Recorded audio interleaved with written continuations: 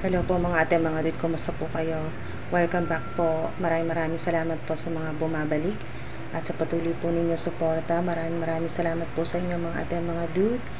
At ito po ay money reading sa lahat po ng mga Leo sign. Ngayon pong June 2024. Maraming salamat din po mga ate, mga dude, sa mga nag-like, nag-subscribe. Sa mga bago, pati na rin po sa mga cross watchers. So, sumisilip dito ang chaos and conflicts. Marahil ang ilan po sa inyo mga ate, mga dude ay may matitindi pong challenges, no? May mga pagsubok po kayo na kinakaharap ngayon po sa pera o sa trabaho po ninyo, sa career po ninyo mga ate, mga dude, or may mga tao sa paligid po ninyo na nagbibigay po ng problema, yan po, ng drama sa pera, maring mga kaibigan, family members. Alright, so mga dude, meron kayo ditong mga magaganda at powerful na mga mensahe, no? At napaka-significant din ng 777 sa ilan. Angel number 7, maaring madalas nyo pong makita. Meron din dito mga dude na truth be told at breathe. Alright, so mga dude, ito po ay magaan, no? Magaan na energy pagdating po sa pera o sa inyo pong pinansyal, sa trabaho po or sa career po ninyo. At sa truth be told naman po ay maaring ito po ay ang animal spirit o yung inyo pong ancestor na owl. Maaring sign ito na makikita po ninyo, ganito po, owl ngayon pong June. Sign po yan na may mga lalabas po talagang totoo. Yan po. Ito na, lumabas na po yung 5 of Wands. Maring ito na yung truth na hindi magandang katotohanan pero kailangan mong malaman ngayon pong June. Yan po ay tungkol sa trabaho po ninyo, basta tungkol po sa pera, conflicts po yan o away, ganyan po, 5 of Wands. So, significant din ang number 5 sa inyo ngayong June sa pera or sa career po ninyo, no? Or angel number 555. Wow, success. Diba, may pambawi naman kayo mga ate, mga dude. Ngayon pong June ay mas successful naman po yung inyo pong yung lahat-lahat po ng hirap po ninyo or stress ay may magandang kapalit naman po yan, no? Success. Alright, so makakatulong din ito po, no? Yung kayo po ay makakahinga ng maayos, makakahinga ng maluwag, makakalabas na sa matinding problema sa tulong na rin po ng panalangin, no? At meditation sa ilan. So napakaganda dahil meron po kayo ditong Ace of Cups at 8 of Pentacles. Ito ay talagang nauugnay dito sa success na energy po ninyo, no? Na card, success. So meron din kayo ditong 8 or 111, 888, 1111. Naku, magagandang mensahe po yan mula po sa, at hindi lang maganda, napaka-powerful na mga mensahe mula po sa Divine Highest White Light, sa mga Divine Beings, sa Infinite Source na talagang meron po financial advancement or success po ito mga dude. So, investments din po at perfect timing yan, magiging matagumpay sa mga mag-i-invest. Yung focus po ninyo, no, mas makakapag-focus kayo sa inyo pong investment, sa negosyo, sa pera or sa inyo pong trabaho. So napakaganda ng success at masaya, joyful energy, healing na rin po yan mga dude. Ang Ace of Cups at ang 8 of Pentacles naman ay success sa pera o swerte sa pera, sa trabaho. Yun po yung magkakaroon ng mga malalaking opportunity o matatanggap na sa trabaho, bagong agreement, kontrata. So napakaganda, no? May connection sa 8, 1 at 5 at meron din pong 7. So get more information, marami pa kayong mas matutuklasan kasi truth be told ay talagang marami pong mga mensahe mula po sa spirit realm, sa inyo pong mga ancestor, sa Infinite Source, lalo na po tungkol po sa inyo pong kaperahan, ayan po, sa inyo pong pinansyal. So, maaari po kayo ay sa insurance, ganyan po yung trabaho po ninyo, or sa travel agency o traveling agent po kayo. So, kailangan nyo rin ng quiet retreat, no? Kasi sobrang pagod na rin kayo sa trabaho po ninyo. Pagod na pagod din po ang inyo pong mind. Ang mind, body, and spirit, sobrang pagod, no? Pati yung physical po ninyo na katawan. So, may struggle din sa focus o yung struggle sa mga taong nakakasalamuha po ninyo o mga katrabaho po ninyo ay talagang kailangan na rin na detox your friendship or yung mga taong nakakasalamuha po ninyo or sa mga katrabaho ay medyo iwas-iwas ngayong June dahil talagang nilalapitan ka talaga ng gulo.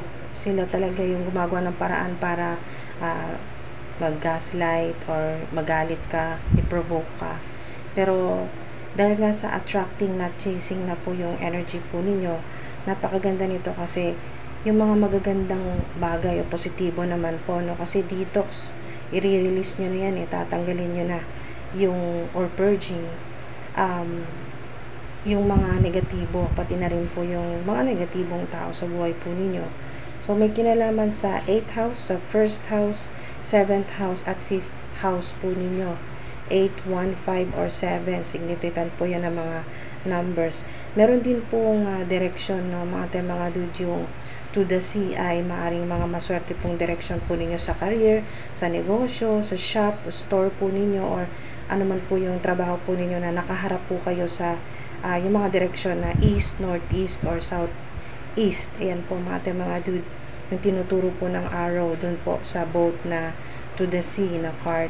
So, mga dude, 5th house ay sa inyo pong kalusugan, yung lalo na sa mga yung trabaho po ninyo ay pagtulong po sa mga bata, yung mga actor, yan po, artist, painter, musician, basta yung ginagamit po ninyo, creativity po ninyo, o yung inyo pong pagtulong sa mga tao, no, mga dude, sa healing, ganyan po, sa kung ano man po yung mga serbisyo po ninyo, tumutulong po kayo sa mga tao, social workers, ang ilan po sa inyo, sa entertainment, arts, ganyan po, publishing, nagtuturo ng mga bata, ganyan po, or writing sa ilan. So, yan po yung mga masaswerte, no, mga dude. Pero yung collaboration, partnership, maswerte rin po dahil nga sa connection ninyo, no, sa pera or sa trabaho po ninyo sa 5th house.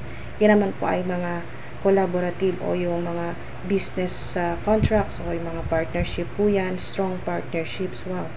So, may mga makakatanggap po ng bonus or bonuses, refunds, mga regalo, ganyan po, or mga mananalo po ng windfall of money, mananalo sa mga tinatayaan, ganyan po, yung mga nagbabakasakali po sa mga games, online games, or lottery, ganyan po.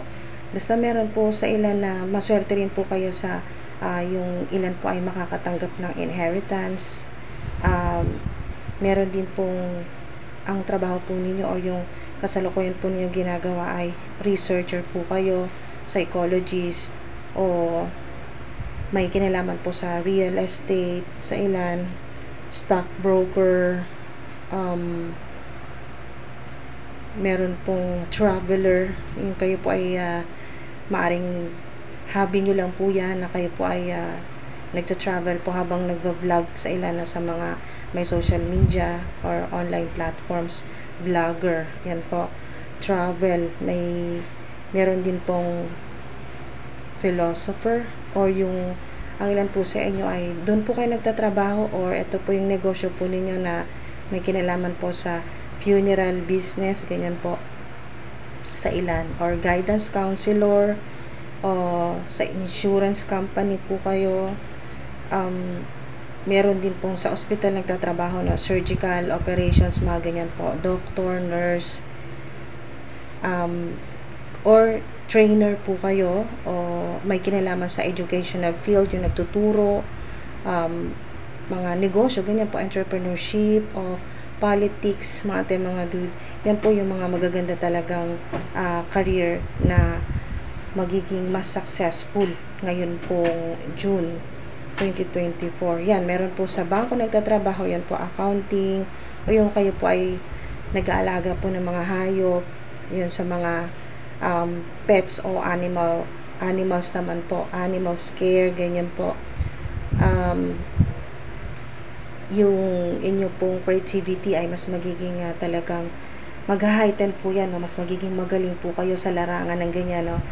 Sa arts, sa pagiging creative po ninyo, sa mga nasa entertainment or social media, ganyan po. Wow, lalo kayong magiging talagang kilala, mapag-uusapan po kayo ng mga talagang successful na sa social media or sa entertainment, mga kilalang tao, pag-uusapan po yung ang ilan po sa inyo, pag-uusapan na po yung pangalan po ninyo. Kumbaga, ikaw na yung halos magiging topic sa social media. Sa ilan, meron talagang mag-viral or mas makikilala pa.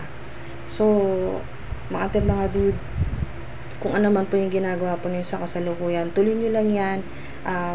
Dire-diretso lang kasi magaganda yung tinuturo sa inyo na direction kasi hindi na kayo naghahabol. Kung ano yung mga kailangan po ninyo ay kusa pong dumarating.